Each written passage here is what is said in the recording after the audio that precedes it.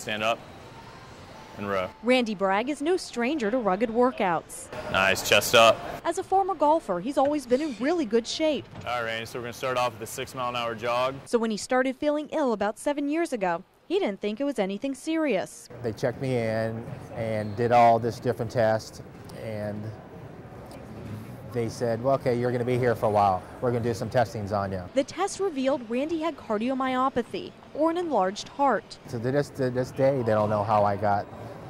It could have been viral. They have no idea. Randy got by pretty well for about 4 years by taking medications. Eventually, his condition worsened and turned into atrial fibrillation and eventually congestive heart failure. Doctors inserted a pacemaker, but Randy's health continued to decline. I had to sleep sitting up because if you lay down, congestive heart failure is fluid building up in your lungs, and when your lungs get filled up, you can't breathe.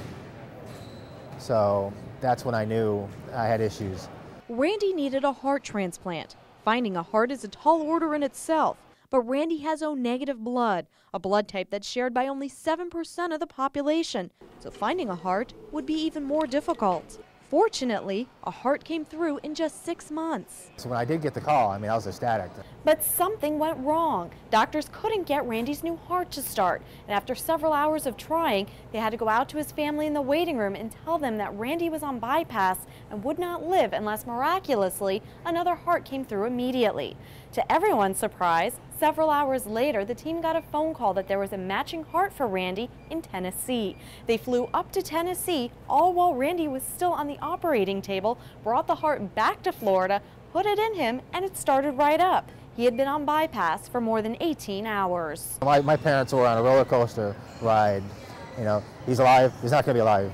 Luckily, I was under, so I didn't have the issue. While he was under, Randy needed 29 units of blood to sustain life. You can get a heart, but without the blood, you're not doing very well. So I think the blood is probably the most important part of the whole process. Randy is what's considered to be a universal donor. That means his blood can go to anyone, but it also means that he can only receive O-negative blood. I was a very blessed man, to say the least, yes. And with having 29 units of blood in those 12 hours of O-negative, and I wish I could find the people that donated that particular type of blood, because I definitely would not be here because of the rare blood type that I have. So yeah, I'm very gracious. Randy admits before this happened, he never thought about donating blood. But once doctors gave him the all clear, he rolled up his sleeve at Florida's blood centers. There's no excuse, really, not to give blood. Today, Randy is doing well. He still wears a pacemaker and gets biopsies once a year.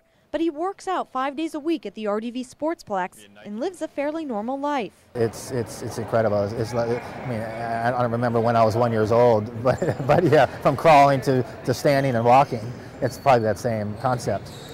But it was amazing how a new heart can affect you in so many ways. Spiritually, mentally, physically. It's a gift. It really is. Randy hopes by donating blood, he's able to give life to other patients the way donors gave life to him. I'm Nancy Gay for Florida's Blood Centers, where local heroes are saving lives.